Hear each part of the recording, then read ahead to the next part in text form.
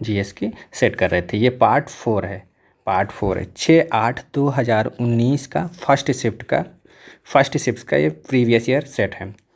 हम लोग इसके पहले ऑलरेडी 3 सेट कर चुके हैं, 3 सेट कर चुके हैं। अगर आपने उन वीडियो को नहीं देखा है तो इस वीडियो के नीचे डिस्क्रिप्शन में उसका लिंक है, वहाँ से जाके आप उन वीडियो को देख सकते हैं, क्योंकि प्रीवियस ईयर बहुत ही इम्पोर्टेंट है। और ये केवल एमटीएस के लिए ही नहीं इम्पॉर्टेंट है, अभी जीडी की वैकेंसी आने वाली हैं तो जीडी के लिए भी इम्पोर्टेंट है। और इसमें जीएस के क्वेश्चन है ना, तो ये जीएस क्वेश्चन जो क्वेश्चन है ये सारे एग्ज़ाम में पूछे जाएंगे लगभग ऐसे ही, जैसे एसएससी के जितने एग्ज़ाम होते हैं। और एसएससी के अलावा भी जैसे एनटीपीसी का भी सेकंड फेज़ बचा हुआ है, फर्स्ट फेज़ का ही अभी फर्स्ट फेज़ में भी अभी कुछ लोगों का एग्ज़ाम बचा हुआ है। जीडी है, अभी सीएचएसएल का जो एग्ज़ाम बचा हुआ है, कुछ बच्चों को कोविड के कारण जो डिले हुए हैं सब चीज़ों का, उनका एग्ज़ाम अभी होगा। तो उनमें सभी के लिए सब बेनिफिट क्वेश्चन होंगे, क्योंकि वनडे एग्ज़ाम जितने होंगे यहीं से रिपीट क्वेश्चन होते हैं, एसएससी से ही लोग क्वेश्चन उठाते हैं। अब देखते हैं हम आज का पहला क्वेश्चन। देखते हैं पहला क्वेश्चन क्या है। आज का पहला क्वेश्चन हमारा साइंस से क्या करा। 1817 में ने समान गुणों वाले तत्वों के समूहों में क्रमबद्ध करने का प्रयास किया। 1897 में जो पीरियोडिक टेबल के जो क्रमांक से एलिमेंट रखे गए उनका सबसे पहले प्रयास किसने किया। ऑप्शन क्या दिया है, एमपी नोएथर, हेनरी मूसली और डार्बनियर मेंडलीफ। तो इसका राइट आंसर क्या है, थर्ड वाला। इनके बारे में देखते हैं। जो ये डार्बनियर थे, इन्होंने 1817 और 18 में पहले इनके विचार आया कि जो एलिमेंट है इनको समान गुणों के हिसाब से कैसे रखा जाए। तो इन्होंने एक सिद्धांत दिया। क्या नाम, सिद्धांत का नाम क्या था, त्रिक सिद्धांत दिया। इस त्रिक सिद्धांत के अनुसार इन्होंने पहली बार विचार किया कि कुछ एलिमेंट को रखा जाए। फिर सेकेंड बार 1800 सेकेंड बार अगर पहली बार इन्होंने किया, उसके बाद ये कुछ ही एलिमेंट रख पाए, मगर ये सारे एलिमेंट आवर्त सारणी के नहीं रख पाए। सेकेंड बार न्यूलैंड ने, कब, 1865 में एक साइंटिस्ट थे न्यूलैंड ने एक सिद्धांत दिया, अष्टक सिद्धांत। आप केमिस्ट्री में पढ़ेंगे अष्टक सिद्धांत। किसी एलिमेंट के जब तक किसी कक्षा में जब तक 8 इलेक्ट्रॉन नहीं हो जाएंगे तब तक दूसरी कक्षा प्रारंभ नहीं होंगे। अष्टक सिद्धांत इन्होंने दिया। कौन, न्यूलैंड ने 1865 में। इन्होंने केवल 20 एलिमेंट ही रख पाए, ये केवल 20 एलिमेंट मतलब फॉलो कर पाए, आगे के मतलब एलिमेंट ये नहीं रख पाए पीरियोडिक टेबल में। और तब तक जब ये सेकेंड बार 1865 तक अगर पूछे क्वेश्चन कि आवर्त सारणी में कितने एलिमेंट ज्ञात थे, तो 56 तक एलिमेंट ज्ञात हो चुके थे। और इन्होंने आवर्त सारणी में बिठा कितने पाए थे, 20 एलिमेंट। अब इसके आगे क्या होता है, आवर्त सारणी की कहानी देखते हैं हम लोग। आवर्त सारणी से जितने भी क्वेश्चन बनते हैं यहीं से बनते हैं। एक सबसे लेटेस्ट क्वेश्चन और बहुत बार पूछा जाने वाला क्वेश्चन बनता है मेंडलीफ। जैसे मेंडलीफ दिया है, मेंडलीफ ने आवर्त सारणी में इनका योगदान क्या रहा है, 1869 1869 में 1869 में आवर्त सारणी में ये इन्होंने द्रव्यमान के भार के अनुसार तत्वों को रखा। किसके अनुसार, अगर यही क्वेश्चन पूछा है कि आवर्त सारणी में तत्वों को बिठाया कैसे गया, द्रव्यमान के भार के अनुसार किसने बिठाया, मेंडलीफ ने। और सन कैसे याद रखेंगे, क्योंकि ये यहाँ पे 1869 में गांधी जी का जन्म हुआ था, वहाँ से आप याद रख सकते हैं कि मेंडलीफ ने ही गांधी जी का जब जन्म हुआ तभी सारे तत्वों को द्रव्यमान के अनुसार रखा था। सारे तत्वों को नहीं, केवल 63 तत्व रख पाए थे, ये 63 तक वहाँ पर न्यूलैंड ने 56 तक रखे थे। केवल इनका विचार आया हुआ था डार्बनियर का कि आवर्त सारणी के क्रमबद्ध के हिसाब से बिठाया जाए। 69 में इन्होंने द्रव्यमान के अनुसार से ये क्वेश्चन पूछता है, द्रव्यमान के अनुसार से। एक क्वेश्चन और पूछता है, द्रव्यमान के अनुसार से इन्होंने बिठाया था एलिमेंट को। अब एक क्वेश्चन पूछता है कि परमाणु क्रमांक के अनुसार से किसने बिठाया था। तो परमाणु क्रमांक के हिसाब से 1913 में मोजले ने आवर्त सारणी में तत्वों को परमाणु क्रमांक के हिसाब से परमाणु क्रमांक में तत्वों को रखा था, परमाणु क्रमांक के अनुसार से। ये 2 क्वेश्चन बहुत बार रिपीट हुए हैं कि द्रव्यमान के अनुसार से आवर्त सारणी में किसने सबसे पहले तत्वों को बिठाया, तो मेंडलीफ ने, और परमाणु क्रमांक की। तो ये बहुत ही इंपॉर्टेंट क्वेश्चन है 1913 में, जहाँ से सन गांधी जी की जयंती से याद रख सकेंगे। अब अगला क्वेश्चन हम लोग देखेंगे। क्वेश्चन नंबर 2 क्या कह रहा है, दुर्गंध नाशक में निम्नलिखित में से कौन सा तत्व मौजूद होता है। एल्युमिनियम, आयरन Fe और काफर Cu, इनमें से कौन होता है, एल्युमिनियम का परमाणु क्रमांक कितना होता है, 13। कितना होता है, 13। और आयरन का Fe का कितना होता है 26, कॉपर का 29। ठीक, अगर अब ये क्वेश्चन यहाँ से, तो साइंस में वनडे एग्जाम में ये प्रमाण क्रमांक कभी नहीं पूछेगा, अपनी जानकारी के लिए रखिए आयरन। और अगर पूछता है कि एल्युमिनियम, एल्युमिनियम के कंपनी भारत में कौन कौन सी हैं, तो एक नाल्को कंपनी है, बहुत फेमस कंपनी एल्युमिनियम की, नाल्को। कौन सी? नाल्को कंपनी। कहाँ है ये नाल्को कंपनी? उड़ीसा में है। उड़ीसा में एल्युमिनियम जहाँ पे उत्पादन होता है, नाल्को कहाँ है? उड़ीसा में। उड़ीसा में किसकी सहायता से बनी थी? फ्रांस की सहायता से। और एक सेकंड कंपनी कौन सी? हिंडाल्को। हिंडाल्को बहुत फेमस, कहाँ है? अपने यूपी में। हिंडाल्को, हिंडाल्को कहाँ? यूपी में। यूपी में कहाँ? सोनभद्र के रेणुकूट में। और ये किसकी सहायता से बनी थी? यूएसए की सहायता से। ये फ्रांस की सहायता से नाल्को, और हिंडाल्को यूएसए की सहायता से। यूपी में है, नाल्को कहाँ है? नाल्को कहाँ? उड़ीसा में है। ऐसे माल्को भी है, कहाँ है? वो चेन्नई में है। वेदांता जर्मनी में, सॉरी, वेदांता जर्मनी की सहायता से झारसुगुड़ा छत्तीसगढ़ में है, वहाँ पे। ये चार पांच कंपनियां हैं जो एल्युमिनियम की कंपनी है, जिसमें से सबसे फेमस जहाँ से क्वेश्चन बनते हैं हिंडाल्को और नाल्को, दो जगह से क्वेश्चन बनते हैं। क्या कर रहा था क्वेश्चन हमारा? क्या था? दुर्गंध नाशक, तो एल्युमिनियम। अगला क्वेश्चन देखेंगे। क्वेश्चन नंबर 3 क्या कह रहा है? पानीपत की तीसरी लड़ाई निम्नलिखित में से किसके बीच लड़ी गई? पानीपत की तीसरी लड़ाई किसके बीच लड़ी गई? तीसरी लड़ाई पूछ रहा है। यहाँ पे हम लोग पानीपत की कितनी लड़ाइयाँ हुई? 3। तो तीनों लड़ाइयों को देखते हैं। पानीपत की प्रथम लड़ाई, सेकेंड लड़ाई और थर्ड। अभी तक भारत में कितनी पानीपत की 3 लड़ाई हुई। पहली लड़ाई कब हुई थी? 21 अप्रैल 1526 को। सेकेंड 1556 को। ठीक, और थर्ड वाली लड़ाई कब हुई? 1761 में।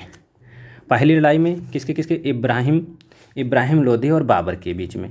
तो इसमें कौन जीता था? इसमें बाबर की विजय हुई थी। ठीक, सेकंड वाले में किसके बीच हुआ? अकबर और हेमू के बीच में हुई, जिसमें से अकबर जीता। अकबर और हेमू के बीच में हुई, जिसमें से हेमू की हार हुई। ठीक, थर्ड लड़ाई 1761 में अंग्रेज और सिराजुद्दौला के बीच हुई, जिसमें अंग्रेज़ों की जीत हुई थी और सिराजुद्दौला हारा था।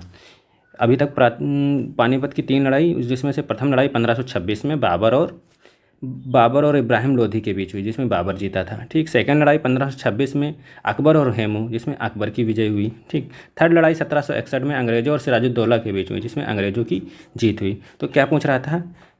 पानीपत की तीसरी लड़ाई निम्नलिखित में किसके बीच लड़ी गई? तो मराठा साम्राज्य और दुर्रानी साम्राज्य ये शामिल थे इसी में।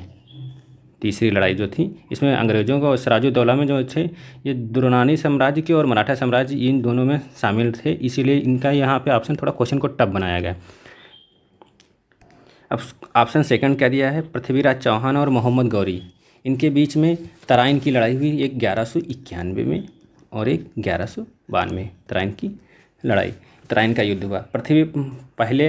पहली तराइन की लड़ाई में 1191 में पृथ्वीराज चौहान और मोहम्मद गौरी की, इसमें पृथ्वीराज चौहान जीत जाता है, मोहम्मद गौरी हार जाता है। सेकंड वाले में मोहम्मद गौरी जीत जाता है और पृथ्वीराज चौहान हार जाता है। इन दोनों के बीच में ये 1191 और 1192 में 2 लड़ाई हुई, तराइन की लड़ाई। अब अगला क्वेश्चन देखेंगे, क्वेश्चन नंबर 4। क्वेश्चन नंबर 4 क्या कह रहा है? निम्नलिखित में से किस नदी का उद्गम मध्य प्रदेश से होता है? तो मध्य प्रदेश से कौन सी नदी का उद्गम होता है? ताप्ती रिवर का। ताप्ती रिवर का उद्गम मध्य प्रदेश के कहाँ? मलतई नगर से। कहाँ से? मलताई नगर से इसका उद्गम होता है।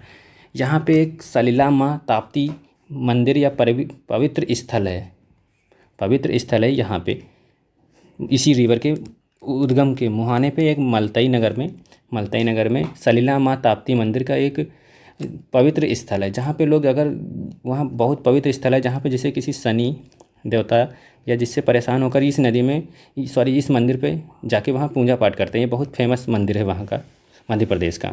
और जो कृष्णा, इस रिवर को पहले मूल तापी रिवर भी कहते थे। मूल तापी रिवर। अगर ये क्वेश्चन पूछा जाता है कि ताप्ती रिवर का पुराना नाम क्या था, तो मूल तापी, ये वहाँ का क्षेत्रीय नाम है। मूल तापी के नाम से लोग पहले से जानते थे। कृष्णा रिवर पर नागार्जुन सागर बांध है। कहाँ है नागार्जुन सागर बांध? कहाँ पे? तेलंगाना में, कृष्णा। और गोदावरी को बृहद गंगा के नाम से जानते हैं। इसे नागार्जुन बांध कहाँ है? नागार्जुन बांध कृष्णा रिवर पे कहाँ पे है? तेलंगाना में। अगला क्वेश्चन देखेंगे। क्वेश्चन नंबर 5 क्या कह रहा है, निम्नलिखित में से किस ग्रह पर नासा ने क्यूरियोसिटी रोवर भेजा।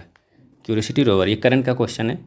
एक क्वेश्चन मिला, आप लोग काउंट करते जाएंगे कि इस शिफ्ट में कितने करंट के क्वेश्चन पूछे गए। तो पहला क्वेश्चन क्या है, करंट। उस समय क्यूरियोसिटी रोवर भेजा गया था तो किस मंगल ग्रह पे। ठीक, अब यहाँ से इन फ्यूचर में क्या क्या क्वेश्चन बन सकते हैं। बृहस्पति के प्रेजेंट टाइम में उपग्रह कितने हैं, पहले 62 थे, अब यहाँ कितने हो गए, 79 हो गए। ठीक है, 79 उपग्रह हो गए। अगर 62 भी ऑप्शन में है तो अब भी आप 62 कर देंगे। इसके आसपास कोई भी ऑप्शन होगा तो वहाँ से आप कर देंगे। अगर मैक्सिमम पूछता है तो 79 है। ठीक, चांद का एक है। ठीक, मंगल के कितने हैं, 2 हैं। शनि के कितने हैं, 62 हैं। यहाँ से एक क्वेश्चन बन सकता था कि किसके कितने उपग्रह हैं। अगला क्वेश्चन देखेंगे। क्वेश्चन नंबर 6 क्या कह रहा है, गांधी शांति पुरस्कार 2018 किसने जीता। 2018 का ये करंट का सेकंड क्वेश्चन मिला। 2018 में किसने जीता, तो इस समय अब 2018 का था, हमारा एग्ज़ाम कब होगा, 2021 में। ठीक, जुलाई में होना था, अब आगे अगस्त तक होगा एग्ज़ाम। तो इसलिए 2020 और 19-20 का गांधी शांति पुरस्कार किसे मिला, ये 2018 में योही सासाकावा को मिला था। ठीक, जापान के थे। 2020 में किसे मिला, 2020 में शेख मुजिबुर रहमान को मिला। किसको, ये एक बांग्लादेश की राष्ट्रपति थे, पहले राष्ट्रपति मुजिबुर रहमान को मिला। ये बांग्लादेश के हैं, उनको गांधी शांति पुरस्कार 2020 शेख मोहम्मद रहमान को मिला। और गांधी शांति पुरस्कार कब से दिया जाता है, 1995 से। महात्मा गांधी की 125वीं जयंती से शुरुआत की गई थी। 1995 से गांधी शांति पुरस्कार दिया जाता है। किसकी जयंती पर, महात्मा गांधी। अगर ये क्वेश्चन पूछा जाता है किसकी जयंती पर, महात्मा गांधी की। कौन सी जयंती नंबर पर, 125वीं जयंती पर प्रारंभ किया गया। कब से शुरुआत की गई थी, 1995 से। यहाँ से जितने क्वेश्चन बन सकते आप ऐसे देख सकते हैं। अगला क्वेश्चन देखेंगे। क्वेश्चन नंबर 7 क्या कह रहे हैं, निम्नलिखित राज्यों में से किस राज्य में मानस राष्ट्रीय उद्यान है। तो मानस राष्ट्रीय उद्यान कहाँ पे, हमारा मानस राष्ट्रीय उद्यान कहाँ, असम में। असम में मानस राष्ट्रीय उद्यान। पश्चिम बंगाल में कौन सा राष्ट्रीय उद्यान है, सुंदरवन राष्ट्रीय उद्यान है। सुंदरवन राष्ट्रीय उद्यान है। ठीक, और उड़ीसा में अगर देखें तो उड़ीसा में चिल्का झील, जो खारे पानी की सबसे बड़ी झील है। खारे पानी की सबसे बड़ी झील है चिल्का झील, उड़ीसा में है। ये बहुत क्वेश्चन पूछा जाता है कि चिल्का झील कहाँ स्थित है। खारे पानी की झील है चिल्का झील, कहाँ, उड़ीसा में स्थित है। यहाँ पे नेवी की बेसिक ट्रेनिंग भी होती है चिल्का झील में। और असम में राष्ट्रीय मानस राष्ट्रीय उद्यान है असम में। पश्चिम बंगाल में सुंदरवन। अगला क्वेश्चन देखेंगे, question number 8। Question number 8 book से क्वेश्चन है। क्वेश्चन नंबर 8 बुक से क्वेश्चन है। क्या कह रहा है क्वेश्चन नंबर 8 में, कि बुक दिया है कि फ्रीडम इन एग्जाइल के लेखक कौन है। तो इसके लेखक कौन है, दलाई लामा। दलाई लामा, इसके लेखक कौन है, दलाई लामा। ये फ्रीडम एंड एग्जाइल, ये तिब्बत के दलाई लामा बौद्ध धर्म के वहाँ पे, यही बौद्ध धर्म के वहाँ संस्थापक हैं। तिब्बत में क्या क्या इन्होंने बढ़ावा दिया। और इनका धर्मशाला कहाँ है, HP हिमाचल प्रदेश में इनका एक शरण है। इंडिया में भारत गवर्नमेंट ने इन्हें हिमाचल प्रदेश के में एक धर्मशाला के नाम से जगह दी है, जहाँ पे अपनी शरण लेके रह सकते हैं। ये वहाँ तिब्बत में क्यों नहीं रह सकते, क्योंकि तिब्बत पे अधिकार चाइना का है। इसलिए ये भारत में कहाँ है इस समय, हिमाचल प्रदेश के धर्मशाला में है। ठीक, फ्रीडम इन एग्जाइल, ये इस बुक में तिब्बत के निवासियों का वहाँ पे स्वतंत्रता की डिमांड की है। वहाँ इस चीज़ का वर्णन किया है तिब्बत में, कि मतलब तिब्बत वासियों को चीन से कैसे मुक्त किया जाए। इस बुक में वर्णन किया है दलाई लामा ने। ये दलाई लामा की बहुत फेमस बुक है, फ्रीडम इन एग्जाइल। अगला क्वेश्चन देंगे, क्वेश्चन नंबर 9 क्या कह रहा है कि हेपेटाइटिस किसके कारण होता है। तो हेपेटाइटिस किसके कारण होता है, वायरस के कारण होता है। अब वायरस से कौन कौन सी बीमारी होती हैं देखते हैं। एक हेपेटाइटिस होता है और एक एड्स होता है। एड्स से भी वायरस द्वारा होने वाली बीमारी है, बहुत भयानक बीमारी है एड्स। और वायरस से हेपेटाइटिस वायरस है, डेंगू है जिसे हड्डी तोड़ बुखार भी कहते हैं, डेंगू ज्वर को हड्डी तोड़। और पोलियो भी है, पोलियो भी वायरस से होता है। ये कुछ हाईलाइट बीमारियां हैं जो बहुत बार पूछी जाती हैं कि वायरस से कौन सी होती है। और चेचक, जैसे चेचक है, एड्स है, ठीक है, खसरा है, रेबीज है, कुत्ते के काटने से होता है रेबीज है। और छोटी माता करके, ऐसे ट्रैकोमा एक बीमारी होती है, चेचक है। ये 3-4 बीमारी हैं, जैसे या एड्स है, पोलियो है, खसरा है, ठीक है, चेचक है, रेबीज है। ये 4-5 बीमारी जो होती हैं एड्स से होती है। 4-5 बीमारी बहुत बार एग्जाम में रिपीट होती रहती हैं कि कौन वायरस से कौन कौन सी रोग होते हैं। अब देखते हैं हम लोग बैक्टीरिया से कौन कौन से होते हैं। बैक्टीरिया से हमारे जैसे टिटनेस है बहुत, टिटनेस किससे होती है? बैक्टीरिया से। बहुत बार पूछा जाता है कि टिटनेस रोग किसके कौन से कमी से होता है? परजीवी, बैक्टीरिया, वायरस, फंगी, ऐसे करके ऑप्शन दिया होगा, तो क्या होगा? बैक्टीरिया से टिटनेस होता है। और हैजा भी, हैजा गंदे पानी से होता है, मतलब जल से होता है। इसमें हैजा में कौन सा शरीर का अंग जो होता है प्रभावित होता है? आंत। अगर आपको हैजा रोग हो जाता है तो कौन सा रोग होगा? आंत। अगर टिटनेस रोग हो जाता है तो कौन सा? तंत्रिका तंत्र। और क्षय रोग भी हो जाता है। फ्लैग बीमारी थी एक, फ्लैग बीमारी, जैसे इस समय कोविड-19 ऐसी फ्लैग थी। ये फ्लैग भी बैक्टीरिया से होता है। फ्लैग में फेफड़ा और पैर दोनों प्रभावित होते थे, शरीर के अंग। और जैसे काली खांसी भी आती है, काली खांसी भी बैक्टीरिया के कारण होती है। और कोढ़ रोग जो होता है, कोढ़ रोग भी बैक्टीरिया की से होता है। कोढ़ रोग जो होता है बैक्टीरिया से होता है। इसमें कोढ़ रोग में जो प्रभावित अंग होता है पूरी त्वचा होती है और तंत्रिका तंत्र भी होता है, त्वचा प्लस तंत्रिका तंत्र। ये कभी कभी पूछ लेता है कि हैजा रोग से कौन सा शरीर का अंग प्रभावित होता है? तो आंत। और कोढ़ से तंत्रिका तंत्र प्लस त्वचा भी। ये थे बैक्टीरिया से। अब हम लोग फंगी से देखते हैं कौन कौन से रोग होते हैं फंगी से। यहाँ से क्वेश्चन बहुत ज़्यादा बनने के चांसेस होते हैं ना। ये क्वेश्चन से हम लोग 4-5 क्वेश्चन क्लियर कर सकते हैं यहाँ से। क्वेश्चन जो क्वेश्चन ज़्यादा इंपॉर्टेंट लगता है, जिससे क्वेश्चन फ्यूचर में बनते हैं, उसको हम लोग डिटेल में देखते हैं फंगी से। फंगी से बहुत फेमस इस समय देखा जाए, इस समय 21वीं सदी का, तो गंजापन एक जो बीमारी है वो फंगी से होती है। फंगी से गंजापन होता है। और जैसे देखा जाए खाज भी होता है। एथलीट फूड, दमा एक बीमारी है बहुत ज़्यादा फेमस। ये क्वेश्चन बहुत पूछा गया है कि दमा बीमारी किसके कारण होती है? तो फंगी के कारण। फफूंद, जिसे फंगी या फफूंद कहते हैं, फफूंद, ठीक, या फंगस। इसे फुंगी लिखा हुआ है यहाँ पे, इसे फफूंद या फंगस, ये गलत लिखा हुआ है, फंगी। इसे फंगस कहते हैं इंग्लिश में, हिंदी में फफूंद कहते हैं। गंजापन है, दमा है, दाद भी होता है, खाज भी होता है। एथलीट फूड एक बीमारी होती है, एथलीट फूड ये भी फफूंद के कारण होती है, मतलब फंगस के कारण होती है, एथलीट फूड। अब कौन सा ऑप्शन बचा? परजीवी से देखते हैं कौन सी बीमारी हो सकती है। परजीवी से 2 बीमारियाँ ज़्यादा इंपॉर्टेंट हैं जो पूछी जाती हैं एग्जाम में। ऐसे तो होती तो 4-5 हैं। जैसे मलेरिया परजीवी, प्रोटोजेवा जिसे कहते हैं, मलेरिया है परजीवी, मतलब प्रोटोजेवा से मलेरिया रोग होता है। और एक पायरिया रोग होता है। पायरिया कहाँ? मसूड़ों में होता है। और मलेरिया रोग आरबीसी को कम कर देती है, ठीक, प्लेटलेट्स। ये थे हमारे यहाँ से जिससे के रिलेटेड कौन सी बीमारी हो सकती है। एक क्वेश्चन पूछा गया था हेपेटाइटिस वायरस के कारण, वहाँ से हम लोग चारों ऑप्शन को क्लियर किया। इस यहाँ से एग्जाम में जो भी क्वेश्चन इन फ्यूचर में बन सकते थे वो आप कर सकते हैं।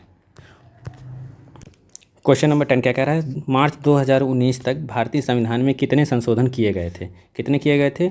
103, मार्च 2003 तक। एक फिर उसके बाद एक 25 जनवरी एक संशोधन और हो चुका है, मतलब 2020 में। कौन सा हुआ है? 104वां संविधान संशोधन। 104वां में क्या है? 104वां में मतलब 25 जनवरी 2030 तक SC और एसटी का जो आरक्षण होता है विधानसभा में ST का आरक्षण होता है वो 10 साल के लिए बढ़ा दिया गया है। कब तक? 25 जनवरी 2030 तक। इस कौन सा संविधान संशोधन किया गया? 104वां संविधान संशोधन। 103वें संविधान संशोधन में क्या था? 103वें संविधान संशोधन में 10% आरक्षण था, EWS वाला। EWS किस, अगर ये पूछा जाए कि 103वां के कौन से अनुच्छेद में किया गया, तो 15 की 6 एंड 16 की 6 जोड़ा गया है। ये अनुच्छेद 15, 6 और 16, 6 जोड़कर कौन सा संविधान संशोधन किया गया? 103 में कितना? 10% आरक्षण दिया गया। आरक्षण की व्यवस्था की गई EWS वालों को।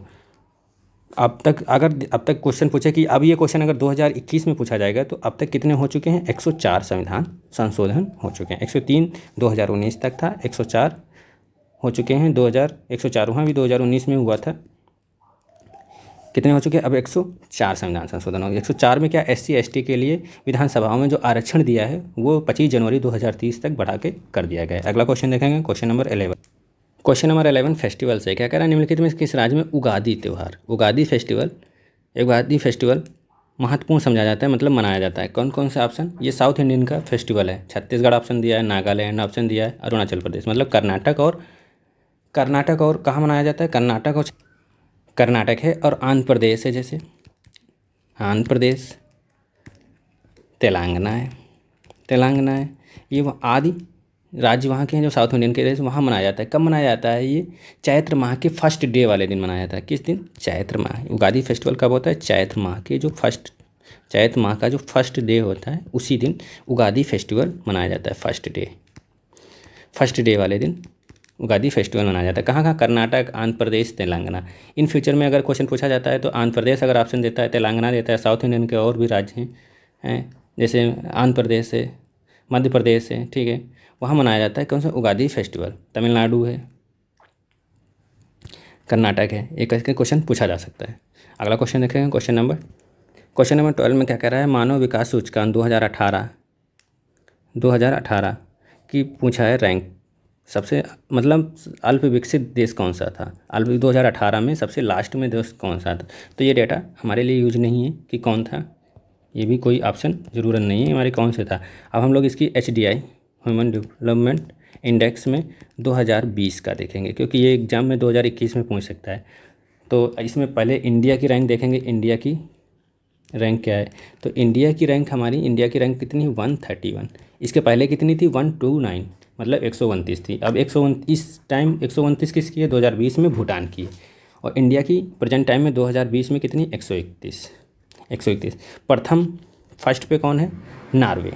फर्स्ट पे नॉर्वे, ये हमेशा फर्स्ट पे रहता है। सेकंड पे कौन है? आयरलैंड। आयरलैंड है, ठीक, फर्स्ट पे आयरलैंड है। थर्ड पे स्विट्ज़रलैंड है। और अगर पूछा जाए कि लास्ट में कौन है, तो लास्ट में नाइजर देश है। नाइजर देश इस समय लास्ट में है। यहाँ से क्वेश्चन 2021 में अगर MTS का एग्ज़ाम जब होता है, वहाँ से क्वेश्चन एक बनने की, जब तक कि रिपोर्ट एक साल में, हर एक साल में सितंबर में आती है लास्ट में, तो सितंबर तक अगर एग्ज़ाम होगा, सितंबर तक एग्जाम होगा, तहाँ से यहाँ से एक क्वेश्चन बनने की चांस रहेंगे कि HDI में इंडिया की रैंक अगर पूछ देगा कितनी है, या फिर इंडिया की पहले रैंक कितनी थी? 129। और इस समय इंडिया की 129 किसकी है? तो भूटान की है। अगर पूछ देता है पहले नंबर पर कौन है? नॉर्वे, सेकंड नंबर पे कौन है? आयरलैंड, थर्ड नंबर पे स्विट्जरलैंड, और लास्ट में कौन है? नाइजर। ये क्वेश्चन नंबर 2018 का करंट का क्वेश्चन था। उस रिलेटेड अगर क्वेश्चन इन फ्यूचर में पूछा जाता है वो हम लोग डिस्कस किए। क्वेश्चन नंबर 3 क्या कह रहा है? किस अधिनियम को मार्टिन्यू-चेम्सफोर्ड सुधार के नाम से जाना जाता है? मार्टिन्यू-चेम्सफोर्ड अधिनियम या सुधार अधिनियम के नाम से जाना जाता है। तो कौन सा ऑप्शन सही होगा इसका? भारतीय शासन अधिनियम 1919। इसे मार्टिन्यू-चेम्सफोर्ड अधिनियम, सुधार अधिनियम कहा जाता है। स्वतंत्रता अधिनियम 1947, इसी 1946 में कैबिनेट मिशन आया था, कैबिनेट मिशन। और 1942 में मतलब कैबिनेट मिशन आया था। 1966 भारत छोड़ो आंदोलन 1942 में शुरू हुआ था। अगला क्वेश्चन देखेंगे, क्वेश्चन नंबर 14। क्वेश्चन नंबर 14 में क्या कह रहा है? मयूर का वैज्ञानिक नाम क्या है? ऑप्शन दिए हुए हैं। पहला पाशिटकुला यूपटारवा और पाओक्रिस्टेसस। ये किसका है? मोर का। हमारा राष्ट्रीय पक्षी है, जैसे मोर है, शेर है, चीता है, ठीक है। इनके सबके याद रखेंगे कि जो चीज़ें, मोर हमारा राष्ट्रीय पक्षी है, इसलिए इसका ज़्यादा इंपॉर्टेंट रहती है क्वेश्चन पूछने के लिए। क्या है? पाओक्रिस्टेसस। ये इंपॉर्टेंट टिक कर लेंगे। ये रिपीट, क्योंकि प्रीवियस ईयर हम लोग कर रहे हैं, तो प्रीवियस ईयर आप मान लीजिए previous year 60% question previous year का रिपीट होता है, और 10% करंट का होता है, और जो बचा 30% वो लोग कैट है, मैट या फिर अदर एग्ज़ाम जो होते रहते हैं इससे ऊपर लेवल के, वहाँ से रिपीटेड क्वेश्चन जो प्रीवियस, जैसे NDA का एग्ज़ाम हुआ, CDS का एग्ज़ाम हुआ, वहाँ से ये लोग उठाते हैं क्वेश्चन। वहाँ से ये लोग क्वेश्चन उठा लेते हैं। 30% क्वेश्चन वहाँ से डालते हैं, और 60% प्रीवियस ईयर का ही क्वेश्चन डालते हैं, और 10% करंट के क्वेश्चन होते हैं। 10% क्वेश्चन करंट के मान लीजिए, 30% NDA, CDS आदि एग्जामों से प्रीवियस ईयर उठाते हैं। आप अगर 60% ये पढ़ के और 10% ये पढ़ के, 10% करंट पढ़ के आप 70% नंबर क्लियर कर सकते हैं MTS के GS पोर्शन से। 70% लगभग 25 का कितना? 17 क्वेश्चन बहुत हैं।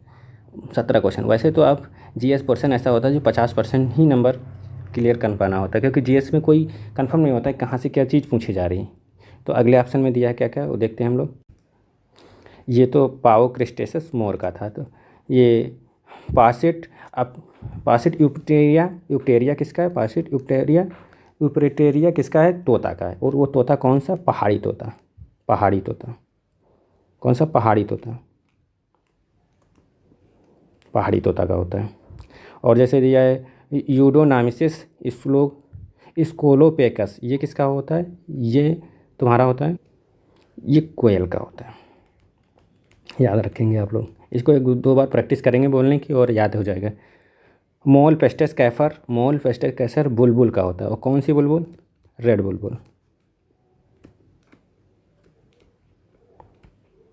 मोल पेस्टेस कैफर। पाओ यहाँ से ज़्यादा ये इंपॉर्टेंट नहीं है, मगर पाओ क्रिस्टेस से ज़्यादा इंपॉर्टेंट है। मयूर का वैज्ञानिक मतलब मोर का वैज्ञानिक नाम पाओ क्रिस्टेसिस। इंपॉर्टेंट क्वेश्चन था। क्वेश्चन नंबर 15 देखेंगे। क्वेश्चन नंबर 15 क्या कह रहा है? प्रथम लोकसभा का गठन कब हुआ था? प्रथम लोकसभा का गठन कब हुआ था? ऑप्शन क्या है? 1952 में प्रथम लोकसभा। हमारे यहाँ प्रथम लोकसभा 1952 में बनी थी, 1952। अब याद रखेंगे कि लोकसभा का वर्णन किस आर्टिकल में किया गया अनुच्छेद, तो एक नाम याद रखेंगे, सरला। सरला, एक मान लिया कोई लड़की है सरला, उसके यहाँ से नाम याद रखेंगे। सरला से, एस से मतलब संसद, ये ट्रिक से याद रख सकेंगे जो ज़्यादा आसान रही। आर से राज्यसभा, एल से लोकसभा। ठीक, इसका 79 में, इसका 80 में, इसका 81 में ये अनुच्छेद है। तो लोकसभा का वर्णन किस अनुच्छेद में है? 81 में। यहाँ से आप ट्रिक से भी याद रख सकते हैं कि प्रथम लोकसभा का गठन तो 1952 में हुआ। अगर ये पूछ दे कि लोकसभा का वर्णन किस अनुच्छेद में किया गया, तो अनुच्छेद 81 में। सरला से याद रखेंगे, सरला पहले मतलब सरला संसद, आर से राज्यसभा, एल से लोकसभा। संसद का वर्णन 79 में और राज्यसभा का 80 में और लोकसभा का 81 में। ठीक, 1950 15 मार्च 1950 को योजना आयोग का गठन हुआ था। 1951 और 52 में प्रथम चुनाव हुए थे। प्रथम लोकसभा के जो चुनाव हुए थे 1951-52 में ही हुए थे। अगला क्वेश्चन देखेंगे, क्वेश्चन नंबर 16। क्वेश्चन नंबर 16 में क्या कह रहा है? लाला लाजपत राय निम्नलिखित में से किस बैंक की स्थापना की थी? तो लाला लाजपत राय ने किसकी? पंजाब नेशनल, पीएनबी की बैंक की थी। कब की थी? 19 मई 1894 में। कहाँ पे की गई थी? ये लाहौर में, पाकिस्तान के लाहौर में पंजाब नेशनल बैंक की स्थापना हुई थी 19 मई 1894 को। बैंक का बड़ौदा का हेडक्वार्टर कहाँ? बड़ोदरा में। स्टेट बैंक का स्थापना 1956 में, बहुत पूछा जाता है स्टेट बैंक की स्थापना। यहाँ से ये इंपॉर्टेंट क्वेश्चन था, इसको टिक कर लेंगे। बहुत ये रिपीटेड क्वेश्चन है, बहुत बार रिपीट हुआ है। अगला क्वेश्चन देखेंगे, क्वेश्चन नंबर 17 क्या कह रहा है? खो खो में कितने खिलाड़ी होते हैं? 7, 8, 10, 9, 12 नहीं होते, यहाँ पे गलत दिया है, 9 होते हैं। ये क्वेश्चन के नंबर सभी को मिले होंगे क्योंकि इसमें ऑप्शन जो दिया है ये गलत दिया है, या फिर अप्रॉक्सीमेट अगर देता आंसर तो ये 10 भी दे सकता था, क्योंकि 9 होते हैं। उसके आसपास अगर कोई नंबर देता है तो एसएससी में क्वेश्चन सही मान लिया जाता है। ठीक है, तो इसका कितना राइट आंसर कौन सा है? खो खो में कितने हैं? 9 है। अब 7 खिलाड़ी किस में होते हैं? वाटर पोलो में होते हैं। वाटर, ये कुछ ऑप्शन दिए हैं, वहाँ से हम लोग याद रख सकते हैं। वाटर पोलो में कितने खिलाड़ी होते हैं? 7 होते हैं। 8 कितने होते हैं? जिम्नास्टिक में कितने होते हैं? जिम्नास्टिक में खिलाड़ी कितने होते हैं? 8 होते हैं। ठीक, और अगर देखा जाए हॉकी, फुटबॉल और क्रिकेट, इन तीनों में 11 खिलाड़ी होते हैं। यहाँ से भी क्वेश्चन पूछे जाने की चांस है, क्योंकि अगर वाटर पोलो में पूछ दिया कितने? 7 होते हैं। जिम्नास्टिक में 8 होते हैं। ठीक, 10 किसी में नहीं होते।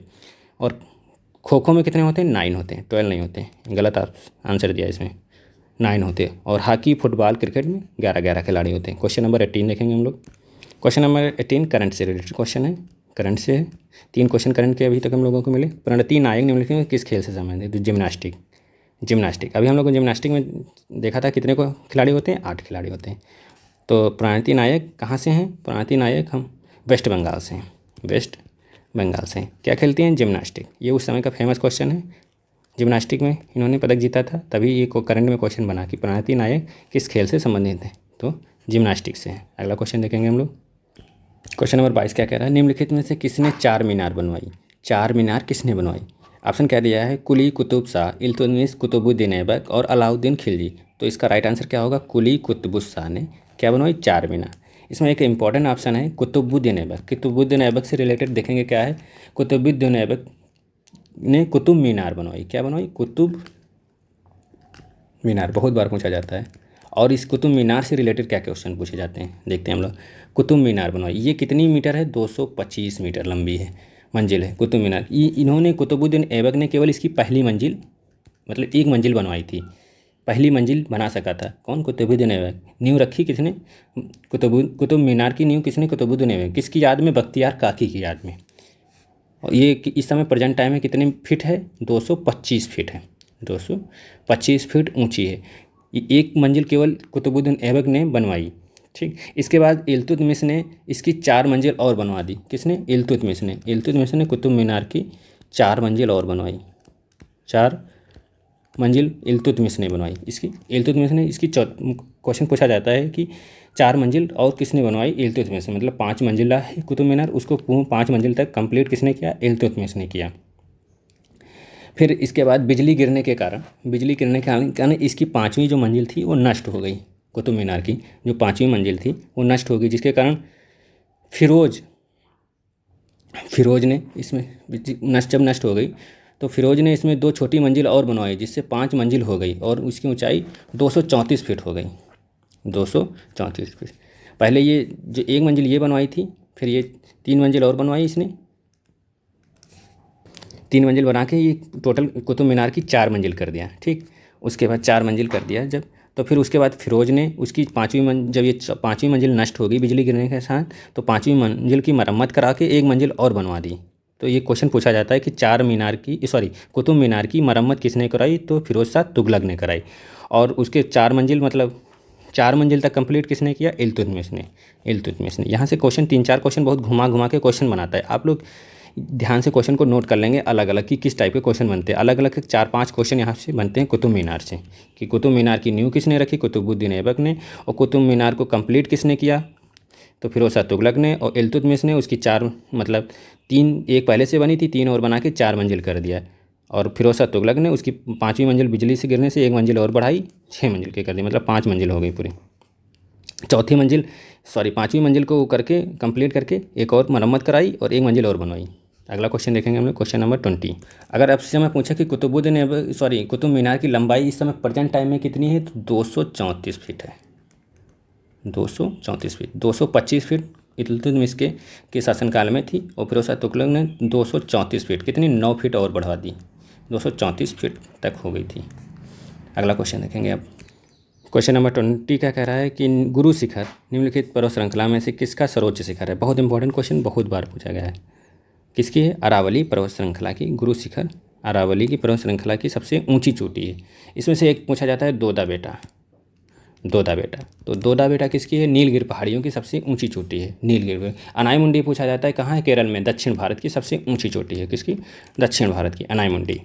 यहाँ से 3-4 क्वेश्चन बन सकते हैं कि हर शिफ्ट में पूछा था। इसके पहले वाला जो हम लोग पेपर सॉल्व किए थे तो उसमें दोदा बेटा को पूछा था कि दोदा बेटा किसकी सबसे ऊंची चोटी है, तो नीलगिरी पहाड़ियों की है। इसमें क्या पूछा है? गुरु शिखर पूछा है। अब अगले देखो, अगले अनायमुड़ी पूछ सकता है कि ऐसे करके यहाँ से क्वेश्चन अगर एक बनाने लगता है उससे रिलेटेड क्वेश्चन हर शिफ्ट में एक ना एक डालता रहता है। क्वेश्चन नंबर 21 देखेंगे हम लोग। क्वेश्चन नंबर 21 क्या है? करंट से रिलेटेड क्वेश्चन है। क्या कर रहा है? प्रधानमंत्री आवास योजना का लक्ष्य किस आवास उपलब्ध कराना है, तो कब तक है इसका टारगेट? 2022 तक है। मतलब प्रधानमंत्री आवास योजना के मतलब हर गरीब बीपीएल कार्ड वालों को कितना, मतलब सभी को 2022 तक पूरे भारत में सभी को कोई घर से अछूता नहीं रह जाएगा। सभी को घर आवास योजना का मतलब आवास योजना के तहत सभी को घर प्रोवाइड कराए जाएंगे। 2022 तक इसका टारगेट है। अगला क्वेश्चन देखेंगे 22। क्वेश्चन 22 भी करंट का क्वेश्चन है। क्या कह रहा है? अशरफ गनी निम्नलिखित में किस देश के राष्ट्रपति थे? तो अफगानिस्तान के अशरफ गनी अब भी हैं। अब देखते हैं यहाँ से क्वेश्चन क्या बन सकता है। ये रीजनिंग में कभी कभी मिलान करने को भी पूछ देता है, या कभी वनडे एग्जाम में ऐसे कभी राजधानी या मुद्रा पूछ देता है। तो ईरान की राजधानी क्या है? तेहरान। क्या है? तेहरान। मुद्रा यहाँ की क्या है? रियाल। तेहरान। मुद्रा क्या है? रियाल। ठीक। बांग्लादेश की ढाका। राजधानी क्या है? ढाका। मुद्रा क्या है? टका। ठीक। अफगानिस्तान की काबुल। ये राजधानियाँ आपकी ज़ुबान पर रटी होनी चाहिए। और मुद्रा क्या है? अफ़गानी। अगर आप ऐसे एग्जाम में बैठने जा रहे हैं एसएससी सीजीएल और जीडी और इनसे, तो ये छोटे मोटे क्वेश्चनों की मुद्राएं और राजधानियाँ आपकी ज़ुबान पे हमेशा रटी होनी चाहिए। एक दूसरे से पूछते रहिए कि उस देश की राजधानी क्या है, मुद्राएं क्या है, तो ऐसे बहुत जल्दी याद हो जाती हैं। कुवैत की राजधानी कुवैत सिटी है। 4-5 बार एक दूसरे से पूछेंगे तो याद हो जाएगी कुवैत सिटी। मुद्रा क्या है? दिनार। अगर यहाँ से आपकी कोई भी देश की राजधानी या मुद्रा पूछी जाती है तो आप ऐसे याद कर सकते हैं। ईरान की तेहरान है, ईरान की जो राजधानी तेहरान है, रियाल मुद्रा है। बांग्लादेश की ढाका और टका इसकी मुद्रा है। अफगानिस्तान की काबुल और अफगानी क्या है? मुद्रा। कुवैत सिटी इसकी राजधानी और मुद्रा क्या है? दिनार। अगला क्वेश्चन देखेंगे 23। हर शिफ्ट में 2 क्वेश्चन डांस से पूछ रहा है। तो एक फेस्टिवल से और एक डांस से पूछ रहा है। क्या कह रहा है? जागोई नृत्य किस राज्य का नृत्य रूप है, मतलब जागोई नृत्य किस राज्य का नृत्य रूप है? तो किसका है? मणिपुर। मणिपुर का ये एक ग्रुप डांस है, ग्रुप डांस है जिसमें जागोई नृत्य होता है। ये कहाँ? मणिपुर में किया जाता है, मणिपुर में जागोई नृत्य। अगला क्वेश्चन देखेंगे हम लोग, क्वेश्चन नंबर 24 क्वेश्चन क्या कह रहा है? 12वीं सदी के कर्नाटक में वीर शैव के अनुयायी कौन थे? तो 12वीं सदी में कर्नाटक के वीर शैव के अनुयायी कौन थे? बसवत्रा। कौन थे? बसवत्रा। बसवत्रा क्या थे? 20वीं सदी के अनुयायी थे। आज का लास्ट क्वेश्चन क्या कह रहा है? क्वेश्चन नंबर 25 क्या कह रहा है? प्राचीन भारत में कितने शक्तिशाली महाजनपद हैं? कितने हैं? 16 महाजनपद हैं। बहुत सिंपल क्वेश्चन, कितने हैं? 16 महाजनपद। जैसे कौन कौन से 16 महाजनपद हैं? तो 16, पहला जैसे पहला महाजनपद क्या था? अंग था, मगध था, काशी था, और लास्ट का जो 16वां कौन सा है? गंधार। गंधार। अगर पूछे थे कि पहला कौन सा था, तो अंग था, और सेकंड महाजनपद मगध, तीसरा काशी था। ऐसे करके 16 महाजनपद थे। कितने हैं? 16 महाजनपद। तो दोस्तों ये हमारा MTS 2019 में जो 25 क्वेश्चन पूछे गए थे GS से, उनका हम लोगों ने कंप्लीट डिस्कशन किया। अगर आप लोग चाहते हैं कि इसके और भी सेट मैं लाऊं, इसके जो और भी सेट हुए हैं उससे रिलेटेड वीडियो और भी बनाऊं और इससे रिलेटेड और वीडियो लाऊं इस सेट के GS से रिलेटेड, तो आप लोग देखना चाहते हैं तो मेरे चैनल को लाइक और शेयर करें एंड सब्सक्राइब करें, जिससे आप मेरे वीडियो को सबसे पहले देख पाएँ ना। थैंक यू दोस्तों।